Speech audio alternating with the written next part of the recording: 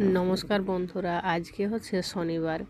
তো সকালে সব বাসি কাজ কমপ্লিট করে নিয়ে তারপর স্নান করে নিয়েছি। আর এত জল পড়তেছিল আর কি বলবো, সব কাজ করার সময়ই ভিজে গেছি। তো ভাবছি স্নানটা করে নিই। আর আজ যেহেতু বিপদতারিণী পূজা, তো সেই জন্য আরও তাড়াতাড়ি কাজগুলো করতে শুরু করে দিয়েছি।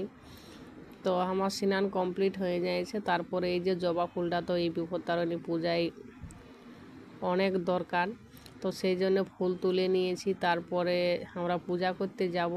আর এই পূজাটা তো দুর্গা মন্দিরে হয়, তো দুর্গা মন্দির আমাদের গ্রামে নাই, তো অন্য জায়গায় যেতে হবে। আমরা কজন যাচ্ছি, এই যে 3-4 জন, আর বেশি দূর নাই। তো এত জল পড়তেছিল, এখন একটু ফাঁক করেছে, ভাবছি যে এই ফাঁকে পূজাটা করে আসি। তো এই যে আমরা চলে এসেছি পূজা করতে। আর এই ঠাকুরের মন্ত্রটা শুনতে এত ভালো লাগে, আর কি বলবো, সবাই প্রতীক নিয়ে আছি। এই যে আমাদের পূজা হয়ে গেল।